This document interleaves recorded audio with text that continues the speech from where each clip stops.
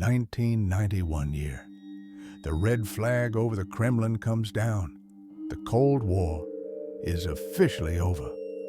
But while the world celebrated the victory of democracy, the most powerful governments and largest banks were gripped by a quiet panic. They needed to quickly seize and secure what remained of the Soviet Empire, Soviet assets. The Soviet Union left behind more than just missiles.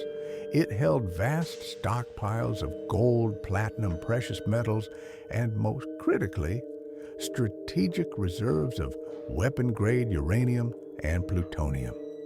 These assets were worth trillions, yet they were left in a state of utter chaos. As Western intelligence agencies and financial elites understood, these riches could not be allowed to fall onto the black market or into the hands of rogue officials. The idea was simple: a quiet, rapid, massive operation to exchange Soviet assets, the gold, the metals, for hard currency and Western financial commitments. This was Project Hammer, a financial black operation under official cover. Hammer was not a government project in the traditional sense. It was outsourced through a network of major banks, special funds, and secretive accounts. The official rationale was to use these assets to stabilize the crumbling Russian economy. Instead, it became the perfect cover for international corruption. According to various estimates, assets worth more than $1 trillion passed through the shadowy schemes connected to Hammer during this period. These were not just gold bars, but bonds, oil contracts, and other critical resources. The money did not stabilize Russia. It simply dissolved into the pockets of oligarchs, Western brokers, and shell corporations. One of the most mythologized aspects involved the Black Eagle Trust, rumors of secret funds established by the KGB or GRU to finance global operations.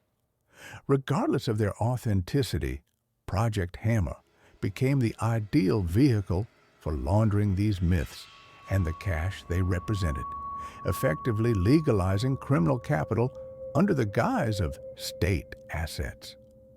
Far more terrifying than the vanished money was the uranium. The Soviet arsenal contained massive amounts of highly enriched uranium and plutonium. After the Soviet collapse, security over these materials became symbolic. Physical control over nuclear sites was compromised. Project Hammer indirectly fueled this leakage. As state assets were sold off, the salaries of scientists and military personnel went unpaid for months. This created the perfect environment for theft. Scientists and technicians who knew how to extract and transport highly enriched uranium began selling small quantities of the material on the black market. For a terrorist group or a rogue state, a full arsenal was not necessary.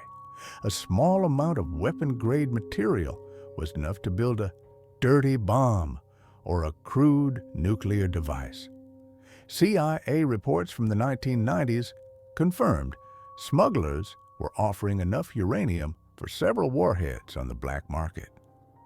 The true horror of Hammer is not the loss of money. It is that it opened the door to global nuclear proliferation. Why did this massive operation escape accountability? Attempts to investigate the disappearance of trillions of dollars in assets hit a wall of silence. Key witnesses either disappeared or died under mysterious circumstances. Banks and governments denied involvement, dismissing Hammer as nothing more than an administrative error. No serious high-level charges were ever brought. To staunch the nuclear flow, the U.S. launched its own, less public buyback programs, like Operation Sapphire. But this was merely patching the holes in a dam broken wide open by Project Hammer and the resulting chaos. The corrupt failure of Hammer did not stay in the 90s. It laid the foundation for the rise of the modern Russian oligarchy, who accumulated their initial capital precisely through the fire sale of the Soviet legacy. Most importantly, the shadow of the nuclear black market established during those chaotic years still looms over the world today. Project Hammer is the ultimate example of how an ambitious yet incompetent rescue operation led to complete failure, creating a threat that we will carry for decades. The price the world paid for the chaos of the 90s was not $1 trillion. The price was the loss of control over nuclear material. This is the future that was promised, but one that should never have arrived. Thank you for watching this episode of The Failed Futures. If you want to explore more dark histories, technological catastrophes, and ethical blunders, be sure to subscribe and